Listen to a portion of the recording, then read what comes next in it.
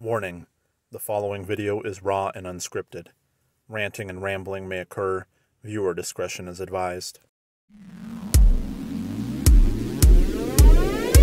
Don't let the ghosts and the ghouls disturb you.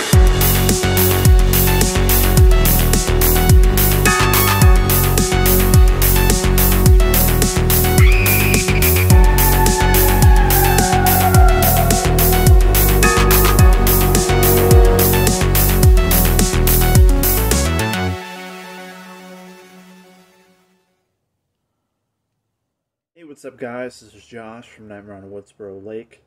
I hope everyone had a great weekend. It's Sunday evening, and that leaves us down to about 12 days till Christmas. I figured I would just talk a little bit tonight about Scream that will be coming out next month. As many of you know, I am a huge fan of the Scream franchise. It's one of my favorite movies. And the 2022, while featuring some of the original members of like the other movies, has introduced a whole new cast. And quite a few of them I've seen in other movies and I really like their work, so I'm like, well, those are some pretty good choices. I just wanted to, discuss some of the reasons that I'm really excited for this movie. It's been a long time overdue. I mean, as soon as I heard they were making a new Scream, like, I wanted it out now. But, that's not how that works. So, I mean, with this new 2022 Scream, it looks like the killer is going after like family members that are related to the original killers, which could be a vengeance thing. So it could be someone from the past that suffered a huge loss from any one of the ghost faces in the last 4 movies.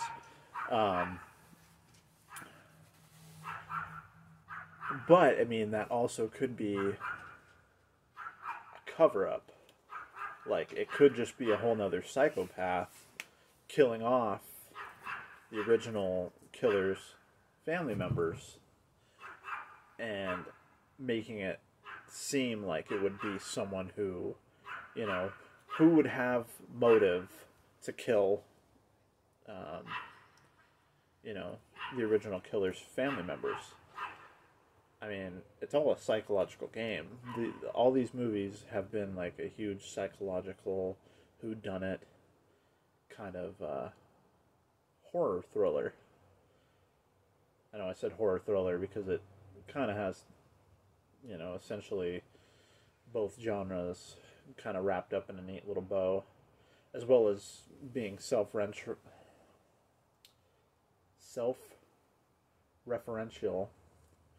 and meta, which is all key things to why it's always landed in the top spots of my horror movie list. Not to mention that, Scream really came along in a crucial time in horror movie history. They weren't doing horror movies weren't doing so hot. They needed something to like revitalize it, kind of bring it into the newer age at the time. And I actually read that due to Scream, the original one in 1996, that the sales of caller ID skyrocketed. Because at that time, things were so, like, technology was so limited, and not everybody had cell phones, and cell phones definitely weren't at the level that they are now, with everyone having smartphones, and, even when I don't have a number saved in my phone, like, if it's from, like, a business, it picks it up and it says, you know, like the hospital, Providence. It like tells me who's calling me, even though they're not in my address book. So we've come such a long way, and that's another good key point with the with the trailers and stuff that have come out. This killer is able to tap into the victim's like electronic setup. So like they're like, if they have like Amazon or like smart, like any kind of smart devices in their house, he was able to unlock the doors. Every time she locked the door, it was like, doors unlocked. Like, that's a scary concept when someone has that much power and access to your home. That's a whole new level of like, how do you protect yourself? Like, I mean, obviously, that girl probably doesn't have access to a gun. She kind of had that whole Casey Becker thing from the original going on, hanging out in the kitchen and like, having a knife and stuff and having to do it the old school way. But I mean, when it comes to hand-to-hand combat and close proximity, like, especially with someone who's bigger and more powerful than you, doesn't always favor well for the victim. I mean, unless you're just real smart and real tactful about your approach and close proximity contact. But yeah, that's so crazy that like the Scream has like enough intelligence and capability at the palm of his hands to like get into people's homes without having to like break windows or like use a credit card to break in. Like, he could just unlock your fucking doors. Like, seriously. I love that they have the original or 3 of the original members back. We got Nev Campbell, David Arquette, and Courtney Cox back, reprising their roles, even though this is essentially a reboot. It's not Scream 5, though for me, it'll always be Scream 5. I'm not gonna like take this and be like, yeah, that's Scream. No, 1996 is Scream all the way for me. I'm still excited for it, nonetheless. But I love how everything prior is canon in this Scream reboot. I feel like with new directors, new producers, anything is possible in this movie. That leaves like no protection for Sydney or Gale or Dewey. Like, it always seemed like they always scraped out by the skin of their teeth in every movie. But this one could be a whole new realm where, like, they can get killed. Just like, when you watch Scream 2 and Randy got murdered in the van. It was like, holy shit. Like, our, like, hero survivor from the first movie just gets totally, like,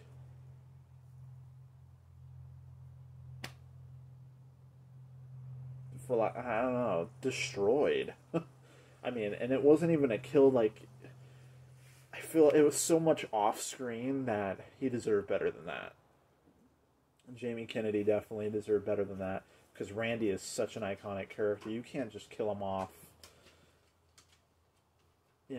with barely glimpses of him being murdered. Like, it has to, like, really wrench in. Like, when you kill a character that people actually care about, you gotta stab deep and twist the blade. Like, you can't just, like, graze them and be like, yep, they're dead. That was already hard enough. But, like, they could have taken that more extreme, I feel like, to really take it home. And I feel like that is a huge possibility with the new Scream. I feel like they are going to just come out of nowhere and stab us in the front, screw stabbing us in the back. They're going to come straight up to us, jamming in our freaking gut, turn the blade, and just freaking wrench inside. And I mean, I'm mentally prepped for that. If it doesn't happen, then it's just going to be like, are these guys always bulletproof? Like, I love these characters, but you got to show that there's no safety net for these characters. Like, anything can happen. Anyone's fair game.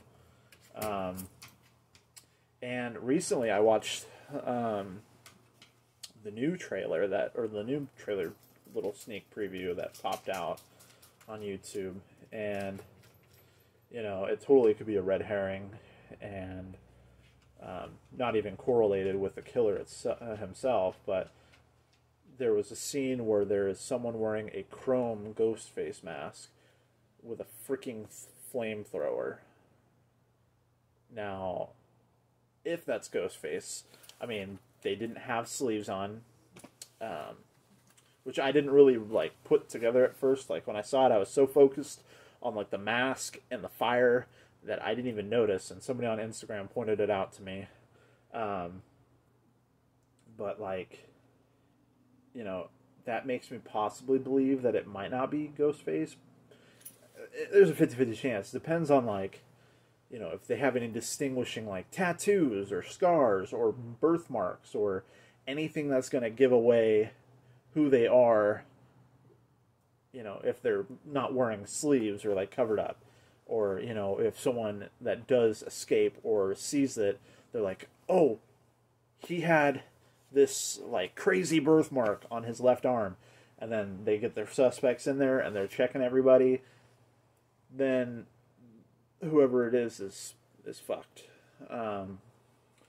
But I just thought that was crazy, and that totally might not be Ghostface. So we'll just see come January how that plays out. But I'm just stoked. This Ghostface seems very menacing and very like stealthy. Like, there was a scene where one of the characters is out doing some shady shit, obviously, and his car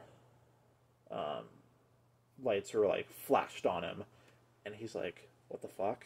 And, like, he goes back to turn off his car, and, like, Ghostface, there's, like, just this little, and he's, like, right behind him, like, dude, Ghostface is obviously, like, able to float or do something, because he came up right up on that dude and not a sound.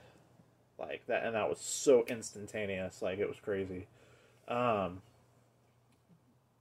And just, like, I find it funny, I've seen all these, like, memes and, like, pictures circulating, like, correlating Matthew Lillard, when he was, like, his stance in, like, Scooby-Doo, and, like, the way he, like, kind of, like, shrugs / kind of, like, looks.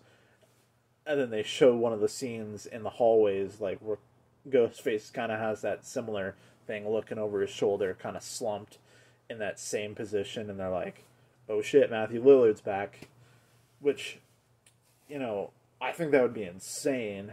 But you would feel like there's this plot hole there. As much as I would love to see Matthew Lillard return as, like, a killer, even though it would, like I said, though, it could be throwing off the whole game of everything. But, like, Matthew Lillard killing other original killers, family, which, anything's possible, but there would just be, like, this lack of, well, there's nothing mentioned in Scream 2, Scream 3, Scream 4, like, Matthew Lillard surprisingly survived the TV falling on his head, and, was in a hospital, then put in prison, escapes prison, like, Prison Break style, or, I don't know, like, there would be a lot of plot holes that would need to be explained in order for that to successfully work in this franchise. I'm all for it. Whatever they pull out of their hats, I'm, like, ready for. Like, because, like I said, new directors, new producers, new team, new cast, like, anything can happen, and I'm down for whatever they're going to throw my way one where I'm gonna be sitting in that theater like freaking eyes glued to the screen, like popcorn just chugging, just like not even like thinking about anything around me. They're gonna have me locked in no matter what. So I am super stoked. Let me see if there was any other points I really wanted to touch on. Oh yeah, I'm excited because it looks like in the trailer we're returning to Stu's house, which is another like, one of those moments where you're like, I wonder how that ties in with the story and why why it's leading back to this particular location, though it was the the climax of the original film. The party at Stu's house, like all the other people leaving, and like Gail's cameraman being like his throat slashed, and like her dad being like kidnapped, and like they were planning on everything like happened at that location. So it'll be interesting to see like why we're like returning to this particular place. But either way, it's awesome because like I think with any movie when like they go back to somewhere, you're like, oh my god, like holy shit, that was like such a prime like location, like so much shit happened here. Like it's always great when I see that in any movie where like they return to a particular place. So interested to see how that plays out as well. And I'm wondering how much of that chrome mask we're gonna see. I think the chrome mask is pretty dope. It's like I've seen so many like versions of the Scream mask out for people to purchase. Don't get me wrong, I'm all down for any one of those. You can't beat the original. One of the originals. They use several masks. I mean, anyone who knows Scream notices that there was different masks used throughout the movie, and obviously the mask has evolved.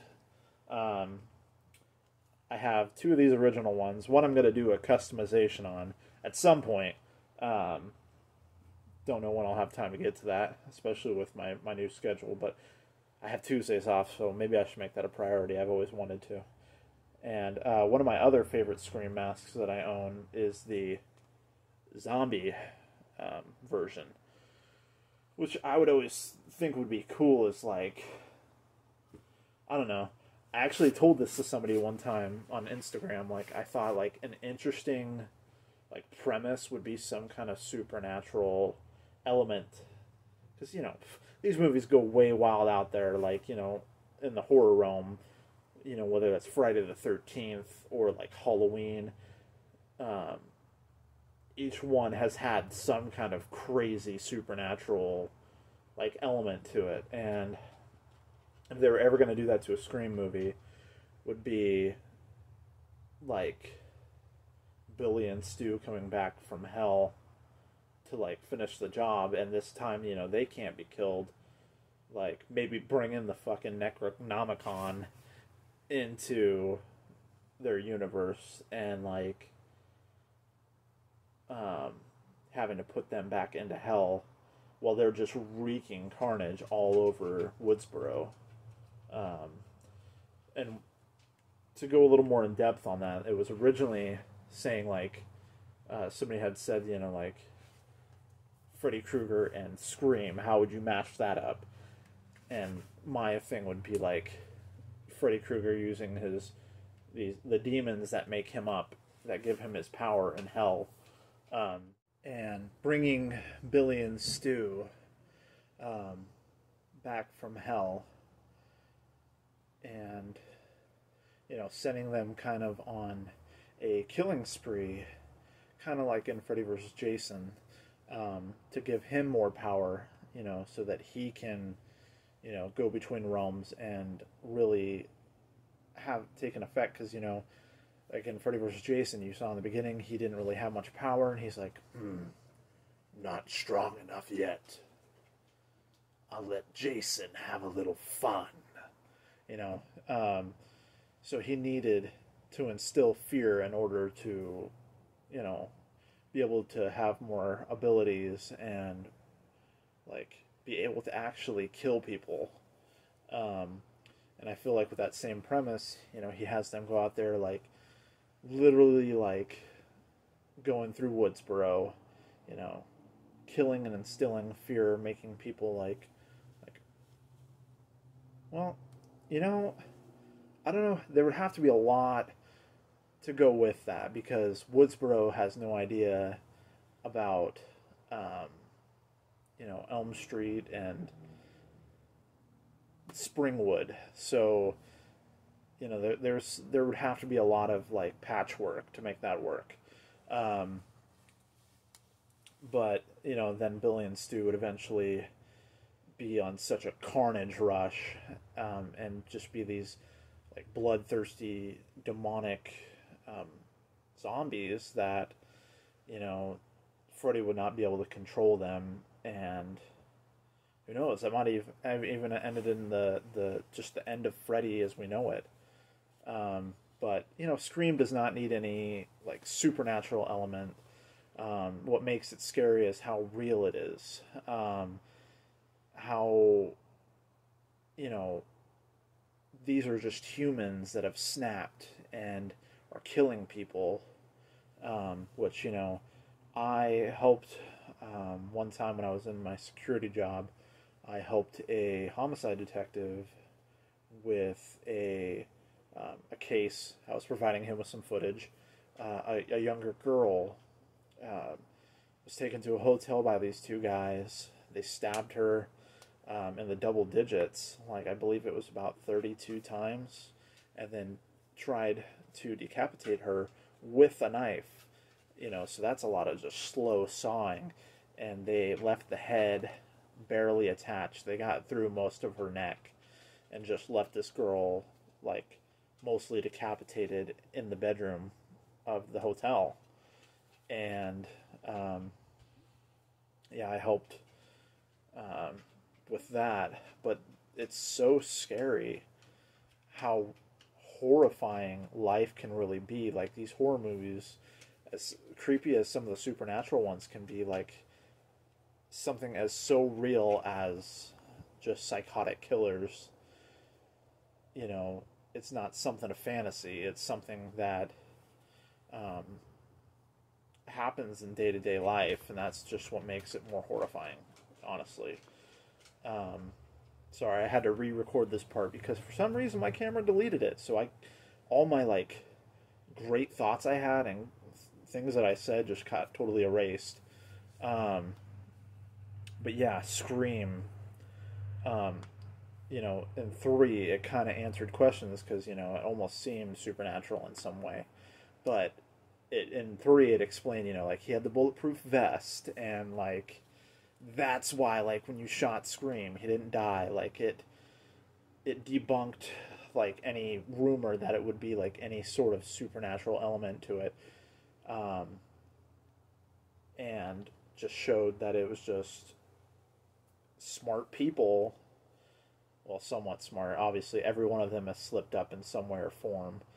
But pretty intelligent individuals going around and killing people for multiple reasons. And so I think it's truly a real life horror. And I know that Kevin Williamson actually based that on a news report about this guy in Florida who was killing college kids. God, I remember... I can't remember. Was it the Gainesville Ripper? But yeah, he based Scream on that. And these movies emulate real life. So that's more haunting than any supernatural film could ever be. You know, as scary as, like, Jeepers Creepers can be, and, like, you know, Nightmare on Elm Street, Friday the 13th, which, you know, essentially was natural until they brought in the element of him being a zombie. Like, you know, I think with the first couple of films, you realized he didn't really, like, drown, and he saw his mother die. And he was an actual person that could be hurt and could be killed until, you know, Tommy Jarvis brings him back. I'm not going to get into a whole rant on that, but I am just going to wrap this up by saying January can't come soon enough. Scream, I am ready for you. I hope you guys are too. Leave me some comments below and let me know what you think of the trailers you've seen so far. What are you hoping to see? What are you hoping not to see? I'd love to discuss this with everyone and kind of just see where everyone's at with this film. Alright, you guys know what to do. Like, comment, and subscribe, and I will catch you guys later.